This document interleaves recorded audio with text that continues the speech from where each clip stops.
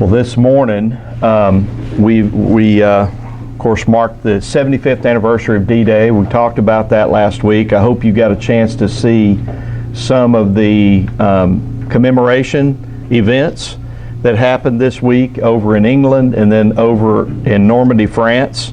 Very proud of our president. You'll see a video here in a minute. There's two videos I want to show you. One is of the young generation who are asked, what is D-Day? And then the second video is of Dr. William Palmer. He was the pastor of this church, I believe, from 1969 to 1981. But one thing I learned about him later, after we'd gone to the Holy Land with him, and he had helped me get into my first full-time pastorate. He's crossed paths with me over the years and just in interesting ways that God has led him in my life. But found out later in life that he was a World War II veteran and that he was present and a part of the D-Day campaign.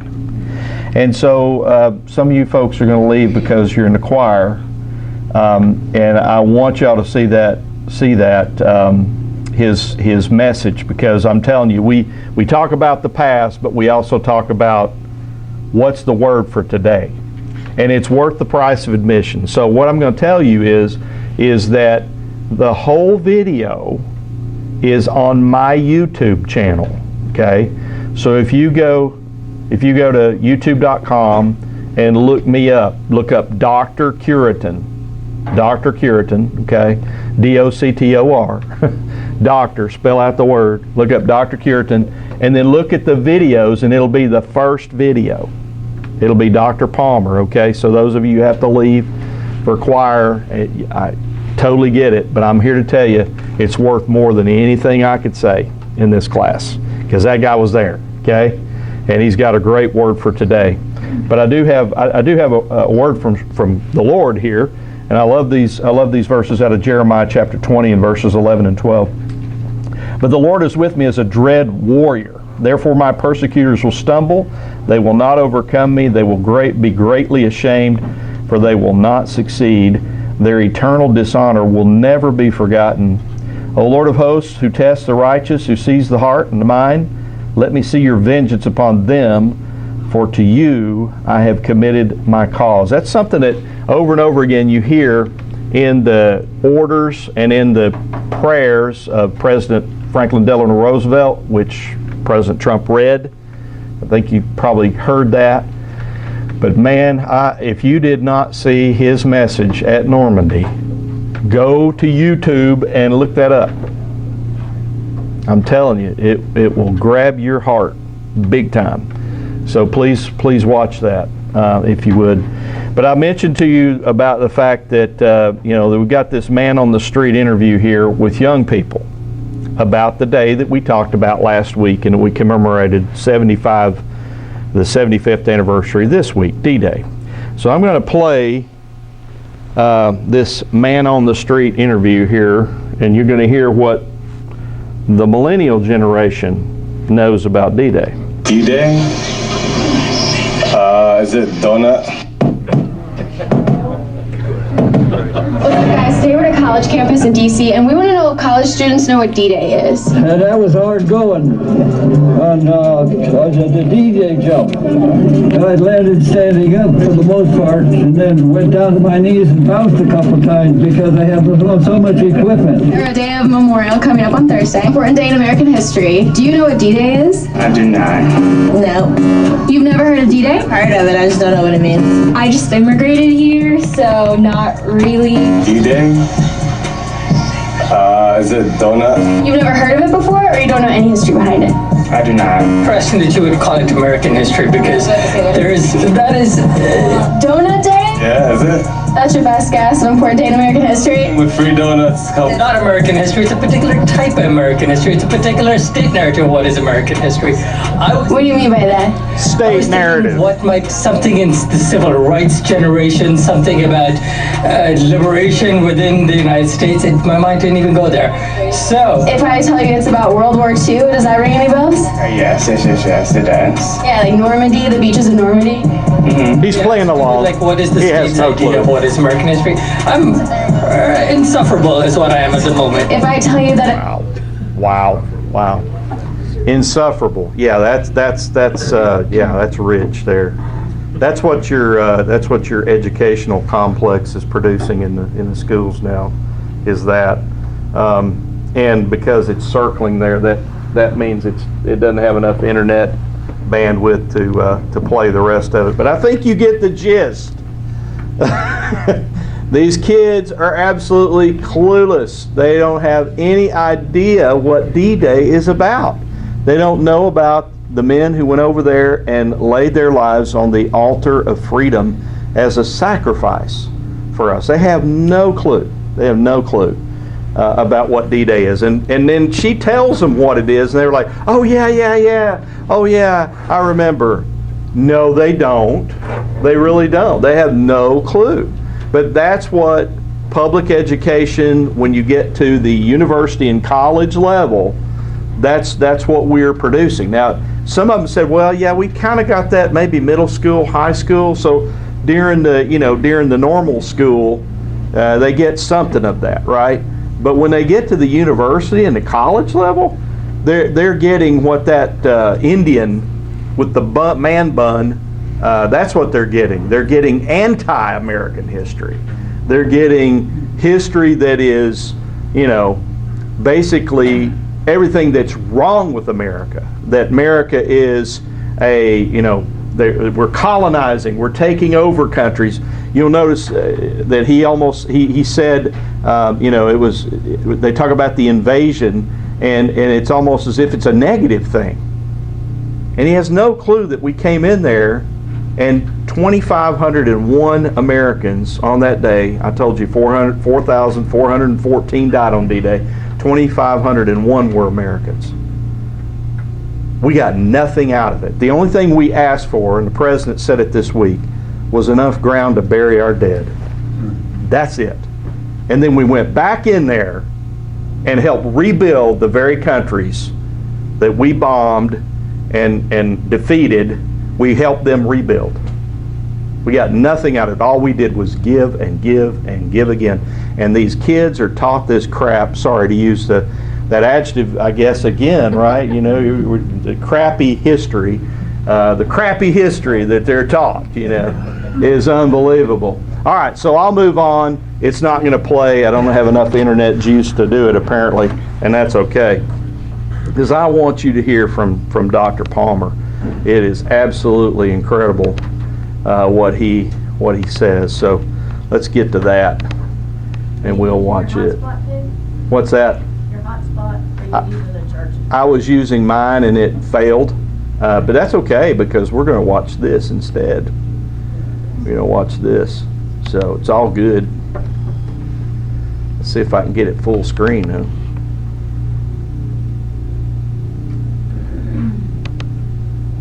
My name is William L. Palmer, but I go by Bill Palmer. I was born on August the 17th, 1921, which means that in August I will be 98 years old. I call myself a dinosaur. There are not too many of us old World War II veterans remaining. I was born in the state of Colorado, but at 19 I went to work for the Department of State in Washington, D.C. There I went to Metropolitan Baptist Church at 6th and A Northeast, and that's where I saw Ellen as a beautiful 18-year-old girl, and eventually I married. And on June the 9th, we will have been married 73 years. That's not a record, but that's better than the average in the day in which we live. So true. So you joined the service? So I didn't join the service, I was drafted. I did not think that I would go in because I was employed by the Department of State in the Passport Division, and it turned out though that I was drafted, and I was drafted in October of 1942. Let me tell you what they did in those particular days. They pushed you through in a hurry. My orientation began at Camp Lee, Virginia, and we took our exams at 2 o'clock in the morning. The next day I boarded a train. They said it was a troop car, but I thought it was a cattle car. Part of the way we stood, part of the time we rode to Biloxi, Mississippi. There I was for 3 days, and that was the total of my health examination. I didn't even get out in the field to fire a gun. So they sent me to Salt Lake City, Utah. In Salt Lake City, they sent me to Oklahoma A&M University, which is now Oklahoma State University in Stillwater, Oklahoma. There I spent 2 months in school. So in 3 months, I had all my travel, orientation, assignment to school, and was told that I was going to be in the 381st Heavy Bombardment Group that was in staging area in Pyote, Texas, which was known as Rattlesnake Air Base. We had tumbleweeds, we had dust, and we had wind. In fact, there was so much wind and so much dust that we were issued dust respirators for our time there.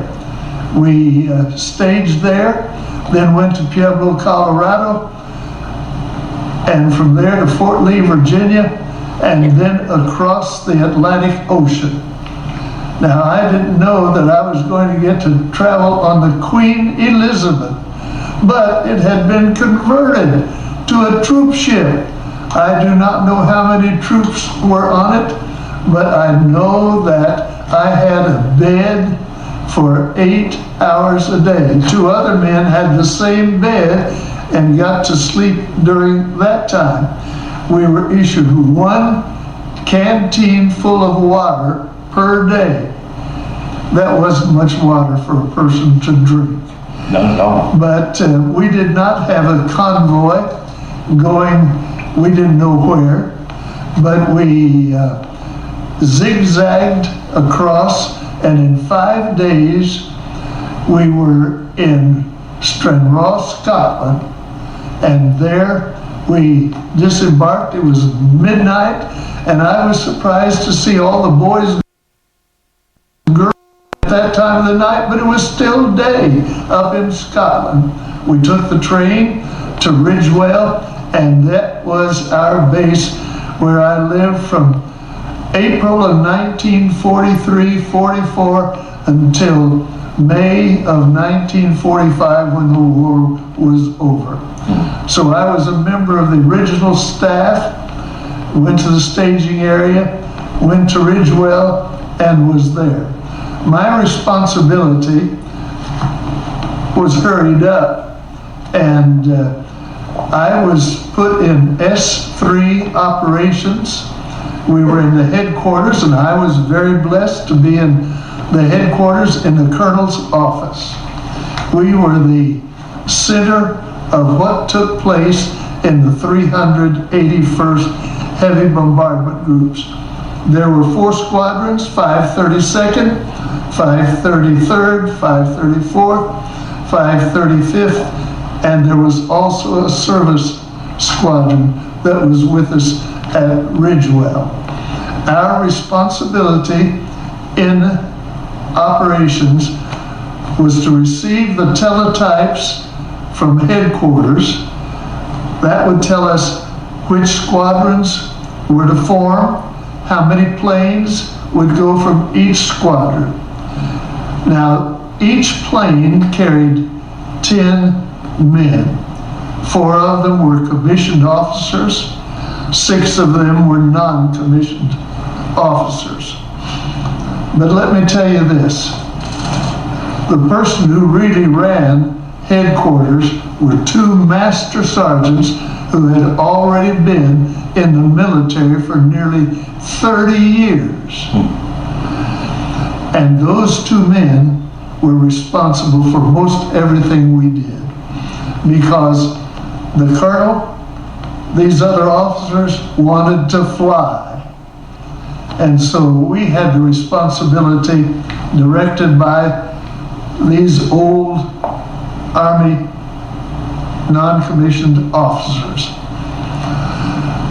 But they knew what they were doing, and they kept us in line, and I stayed half scared to death all the time that I would do something that would displease one of them. But the war was won by these young officers. Some of them were 19 years old, 20 years old, who graduated from flight school, 381st Heavy Bombardment Group. I understand there were 8,000 men that went through the 381st Bombardment Group. The last reunion 5 years ago that I attended, there were 8 of us. Wow. Now, many were old, many were in nursing homes, many were gone, but there weren't many left. And here I am now at 97, still kicking around and enjoying life as it has been good to us. I did not have to go through what a lot of the men went through. I did not fly. I was in ground staff, but we were important in our support. Our planes dropped bombs ahead of Patton as he was going from France into Germany. We had the exact place they were to drop them. We got a call from headquarters and said, "Don't drop bombs there, Patton is already there." So they had to drop them farther away because old Patton going with his troops was rolling through. So they said, "Don't drop them there." But I knew in headquarters, I was on duty during the night, that D-Day happened. We had the teletypes, told us who was going, told us how many planes we were to have, the time that they were to form, the time that they were to be dispatched, and the time they were to precede the troops coming off the landing craft into. I think were not quite as effective as they had supposed to have been, but our men in those planes went across and dropped bombs, preparing the way for the men coming out of the landing craft onto D-Day. So they were right there dropping their bombs. Yes. One thing that I remember from just reading about it, and they're basically dropping bombs on a clock, on a watch. They're timing them.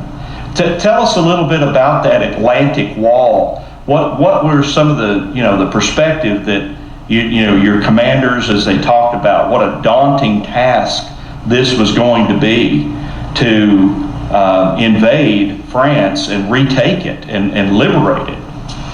Now, I was not privy to all of that information. Being there in operations headquarters, we did not have the briefing sessions there as they were done elsewhere for the number of troops to supply the planes that would go out. Now, there were significant times that we had planes that went down, but I was not privy to. I knew where they were going, I knew how many were going, I knew the time they were to depart, I also knew when they were coming back. But let me tell you this, it was an anxious time on our base as those planes were returning. We wanted to know how many of those boys came back. Yes. Now, I remember my birthday, especially August 17th, 1943, when our destination was a ball bearing plant in Schweinfurt, Germany. And we lost 11 out of 20 planes that day. Wow. That means we lost 110 men. That would have been, well, actually we found out that one of them had ditched and the crew was able to make it back into England. But that would have been 40 trained officers, pilots, co-pilots, navigation, and bombardiers. Non-commissioned officers on those planes. So that meant we actually lost 100 men in one day, in one tour, to Schweinfurt, Germany, on August the 17th, 1943. Some of them just barely limped back across the Baltic Sea and into Essex. We were in the hump of Great Britain. That is, you know how it's, Essex, that county, about 50 miles north of London. Can you think of some of the providences of God in D-Day and really indeed in World War II as to how God favored us over this tyrannical Nazi regime? You know, we recently had a film that was made of the British coming across the channel and how the weather protected them as they came back to Dover. And that was generally true throughout. But I want to tell you, I sincerely believe if God had not helped us and we won that war going in on D-Day and going across Europe, you would be speaking German today. And I'm thankful indeed for the experiences which I was able to understand and see there in the command center as these men went out. And I want to say again, they were kids, they were young people. We had pilots that were 20 years of age leading a squadron. We had young bombardiers that were just 19, 20 years old. My brother was commissioned a second lieutenant as he had finished flight school. When he was 19 years old in November, he was commissioned a second lieutenant in February. What made your generation different than what we're seeing today with the 18 to 34-year-olds, we call them millennials? What would it take to get them to the place where they love their country enough that they would be willing to make the sacrifices that your generation made? Is it even possible? I cannot answer that question at all, because having been born in 1921, I went through the Depression. We lived with little, and our generation grew up having to make do with the best that they possibly could. We loved our country, but we also were a more spiritual nation. We had Bible reading in school. We had prayer in school. That was just a natural thing. Yes. We were taught the 10 Commandments. Thou shalt not kill. Young people today are not taught that. Their idea and attitude toward morality is completely different in the liberation of young people. We sought to maintain our personal chastity and integrity as young people growing up.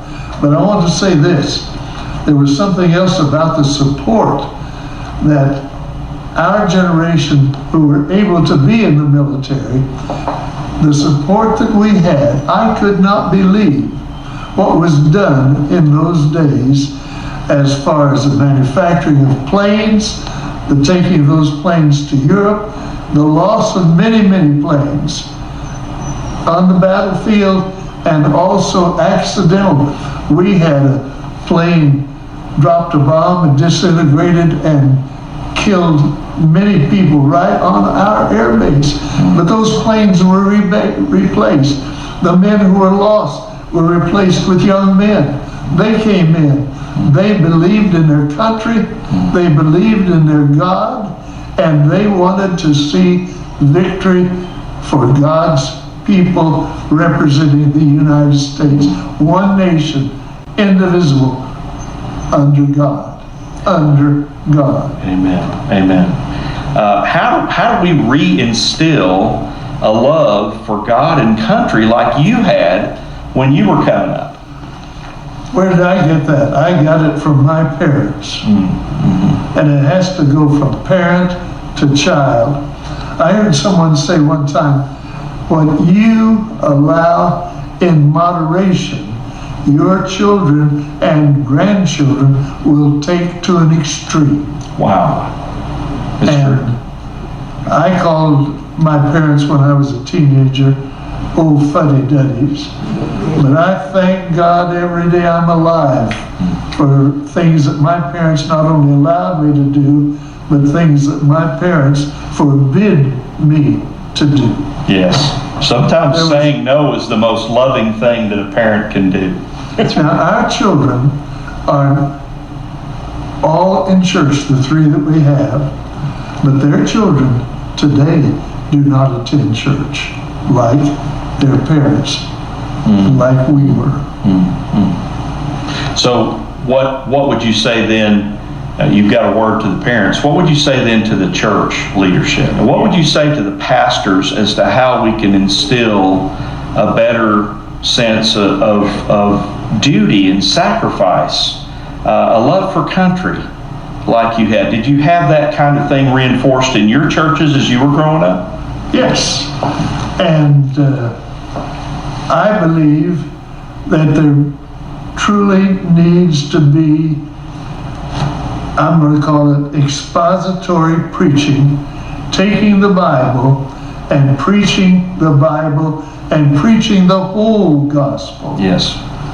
And that includes sin, judgment, death, hell, as well as heaven. Yes.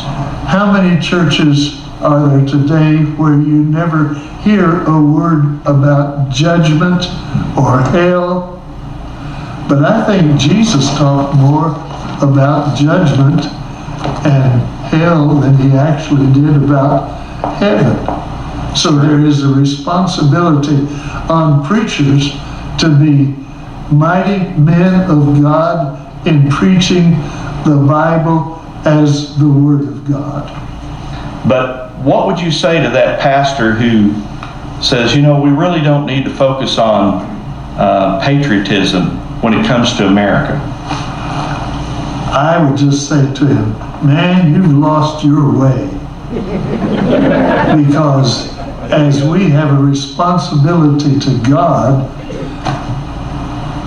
render to Caesar the things that are Caesar, render to God the things that are God. We have a responsibility as citizens to be men of God and glorify God as the Almighty.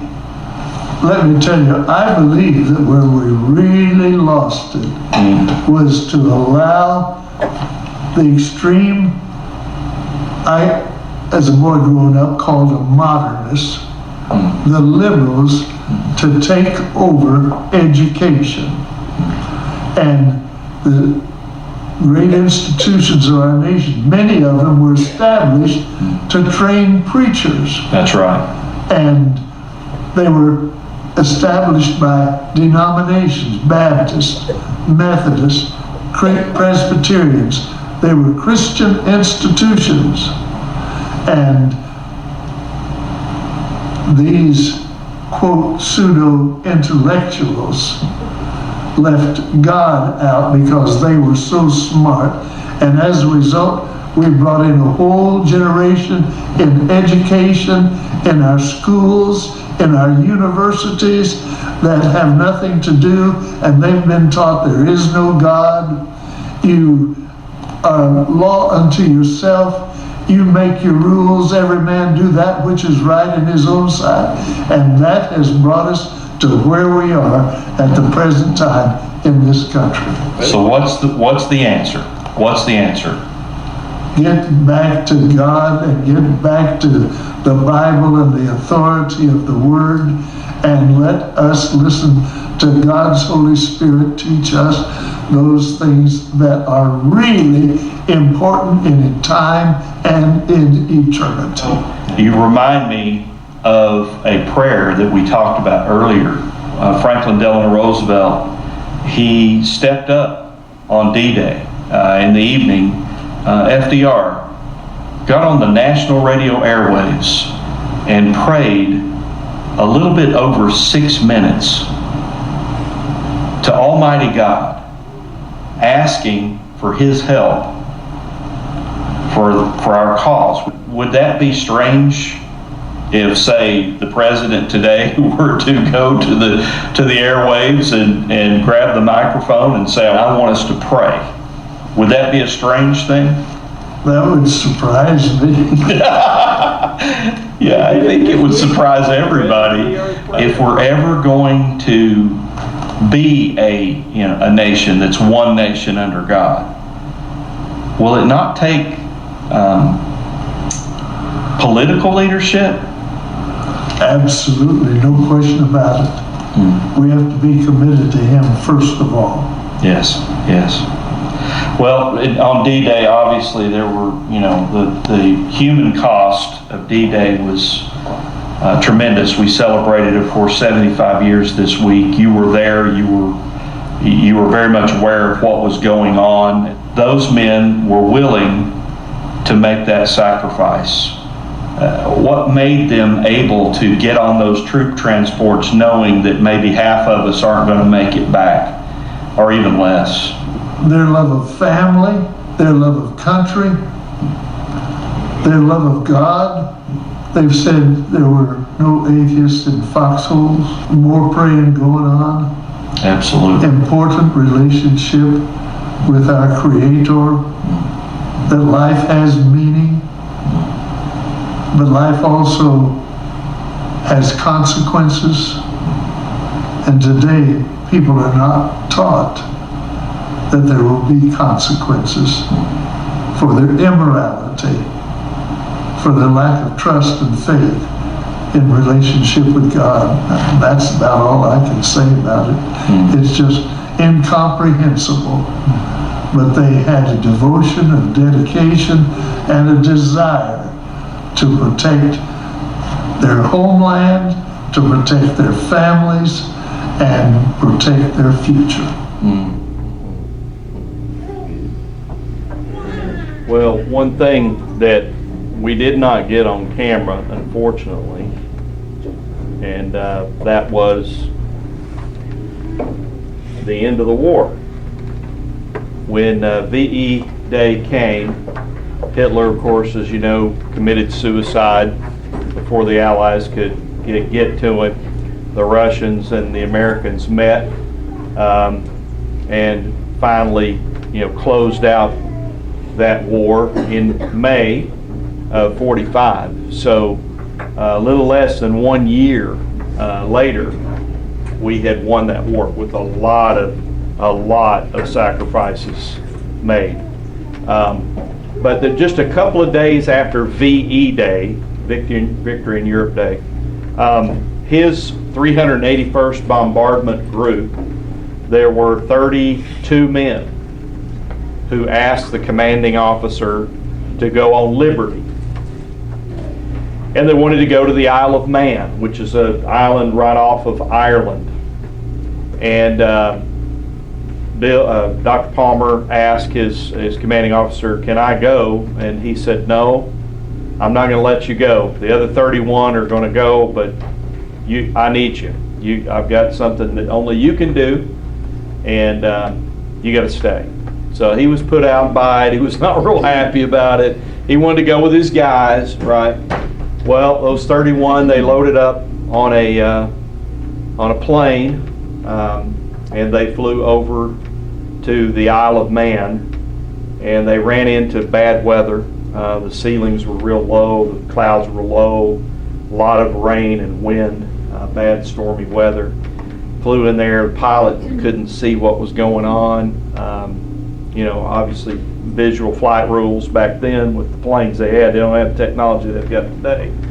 So the pilot literally flew into a cliff on the Isle of Man and completely destroyed the plane, and all the souls on that plane were lost. In fact, one of the pictures that Hope in the church office put up there was of canvas covered bodies. Did you see that? Okay. She was using that to illustrate something else, but that was actually his group. 1945, the Isle of Man. His whole group. He said, if I'd been on that plane, I wouldn't be here today. And he said, he added this, God had other plans for me. His plan for me was to marry my sweetheart, have a family, and to pastor First Baptist Church. And man, what a great pastor he was. I'm sorry you guys didn't get a chance to know him, and I barely did, but my wife was baptized by him. And he wouldn't have been here had he been on that plane. Providence of God. Providence of God. Yeah, when was he called into the ministry? Was You know, during that that's time, or do you know? that's an interesting thing. During he told me things before we could even sit down that I wish I'd had on video.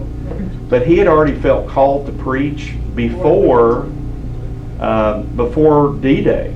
In fact, I'll tell you this. We talked about the church services that happened over here in the prayer time for D-Day. Once word leaked out that the invasion had started, prayer meetings just started immediately here all over the country.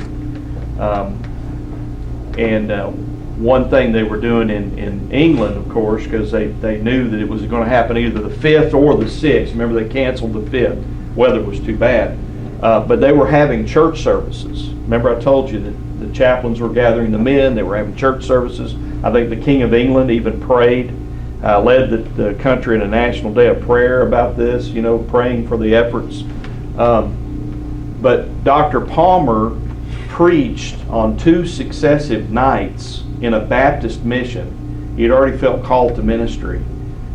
He preached on 2 successive nights, on June the 4th and the 5th, and he actually showed me, and I have on my phone, the program from where he preached, and he had the men that were going to get on the troop transports who were Baptists, and the men who were going to get on those planes, the paratroopers. He had those men sitting in front of him, and he preached to them, some of them, the last sermon they would ever hear. And so when he came back here, he got married, he went into seminary, he got his Doctor of Ministry, and taught Greek at Southeastern Baptist Theological Seminary, and continued his ministry in South Carolina. The very first church he pastored was in Charleston, and they had 390 people won to the Lord over a summer, baptized. I mean, just tremendous ministry that God had in mind for him. He didn't want him on that plane. He wanted him to be a pastor. So what a great man. He's still alive, still doing well. His mind's sharper than mine, as you could tell. He was incredible to interview. There's so many things I could tell you from talking to him, but I'll leave it at that. Any other questions about it? Because it's just a Does he live here? He actually lives in Kingsport. He lives in a condo, and right now what they're doing is it's a 4,400 square foot condo, which I can't even imagine that. It's huge, and 2 people rattling around in that thing. So they're actually moving from that down to a 1,200 square foot condo, and they're in the process of moving now. And that's what got all this started, because Clay Crumble, I don't know if you know him, but he runs our library, and that he had contacted Dr. Palmer, gotten word about all of his library and all of his memorabilia. This man saved everything. We went through his scrapbook, and he talked about Schweinfurt, Germany, the ball bearing plant, the bombing there. his scrapbook had little bombs. They were cutouts of bombs. And on every one of these little cutouts, they didn't have, nice graphics that we have today, so they used a little cutout. But he wrote on there the mission, the squadrons, squadron, and how many pilots, how many planes, how many bombs. He wrote the whole detail of every mission for everything that they did in the bombardment group. And he also wrote down how many did not come back, and I was absolutely amazed as I looked at every one of those little things. I took pictures of them, then I'd have to zoom in and look at it because it was just a few seconds that he was just flipping through the pages, and I was clicking them as fast as I could.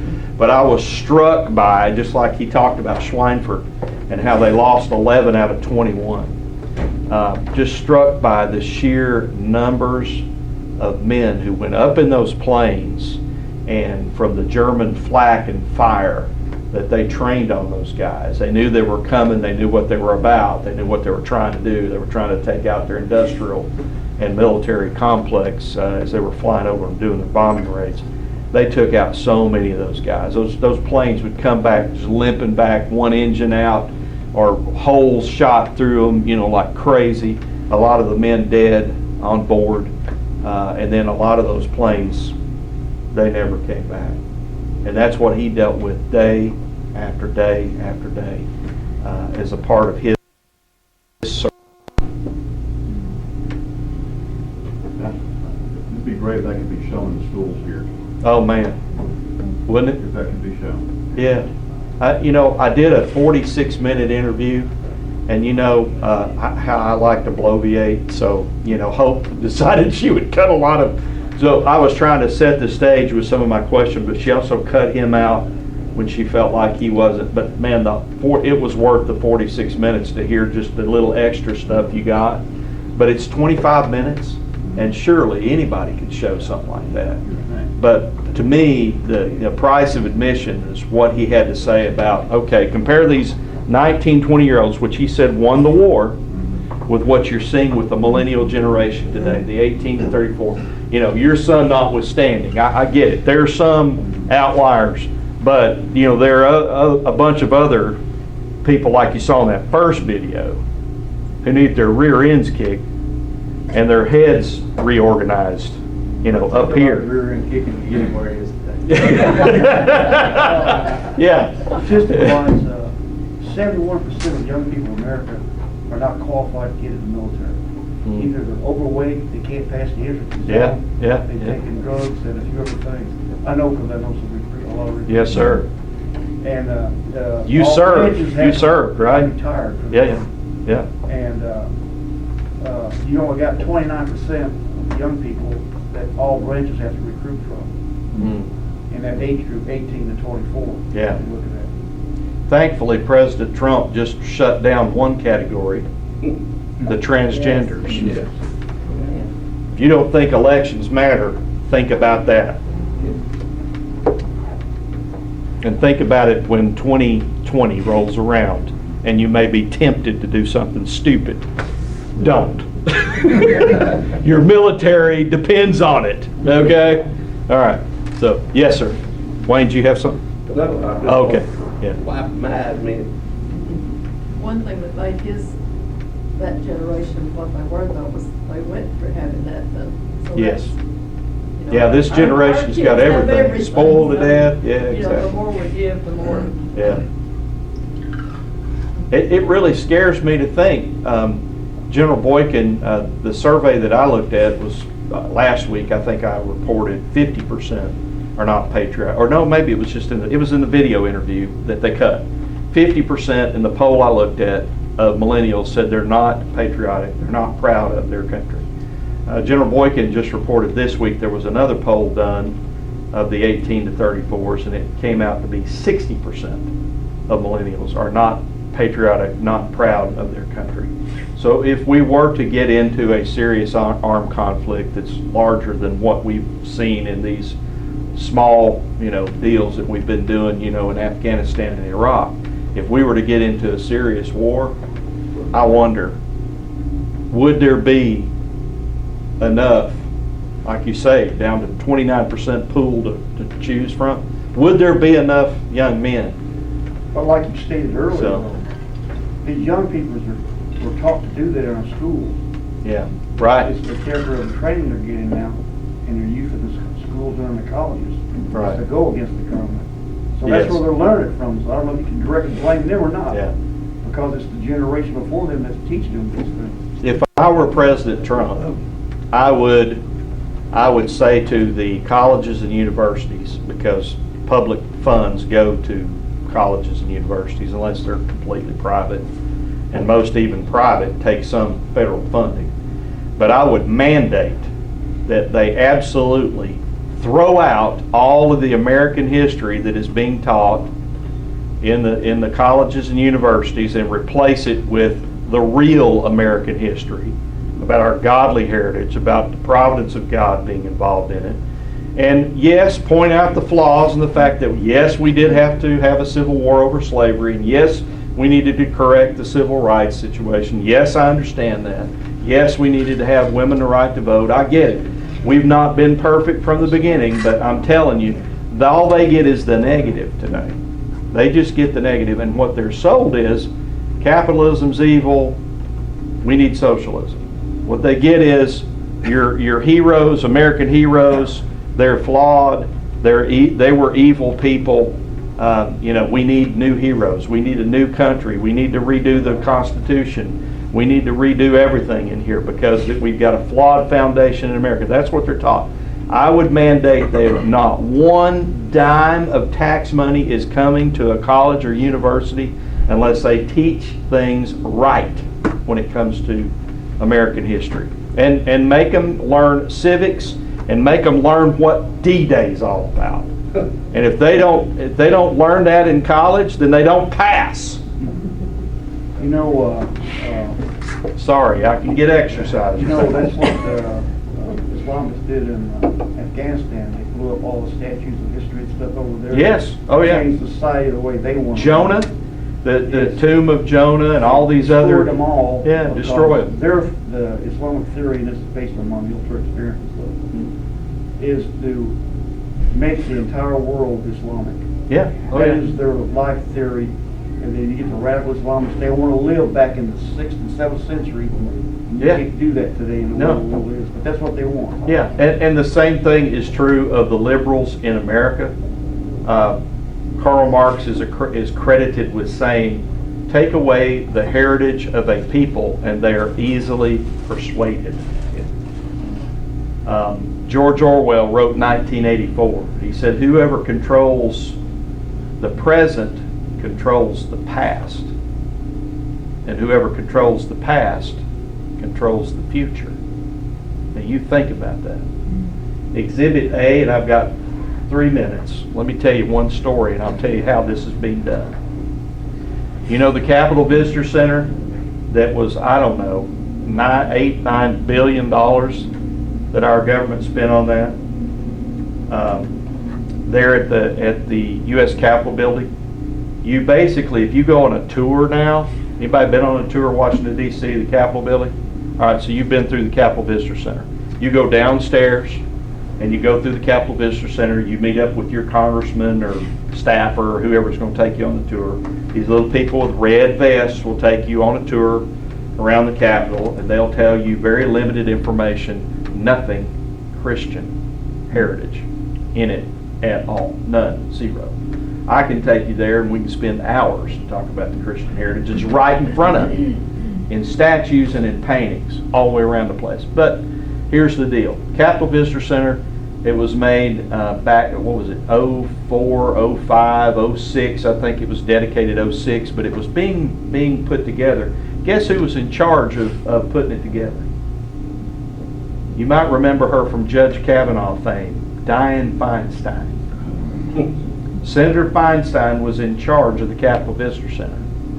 She had "In God We Trust," the motto, changed to "E Pluribus Unum," which President Obama quoted in three different occasions as our national motto. It is not. It's "In God We Trust." They erased it, replaced it, over the speaker's rostrum in the House of Representatives. If you watch President Trump speak on his annual address, you will see above the House Speaker's rostrum, "In God We Trust" in marble. Capitol Visitor Center photoshopped "In God We Trust" out in the picture of the speaker's rostrum. Pretty much every reference to God, faith, the motto, erased. That's what they want to do. You take away the heritage of a people and then they are easily persuaded. So when you get to the college and the university, these mush-minded kids, they have no baseline. They don't know. So they fill their heads with a different story of American beginnings that doesn't line up with what the truth is. And so you get a bunch of kids that, why would I want to die for this sorry place called America? Oppressors, you know, all this stuff. That's what they're being taught. So I wouldn't give one dime to a college or a university that didn't throw that crap out, to use crap again, and replace it with the truth about our nation's heritage. And you're right. That video ought to be shown. They need to take some of these young people, like they have the Veterans Day, the planes, the battle they fly around, and put the young people on a plane and put them in North Korea for about 2 or 3 months. And see what they think about changing their lifestyle. It's just another third world country. Yeah. Iran. Yeah. There's all kinds of other places for them.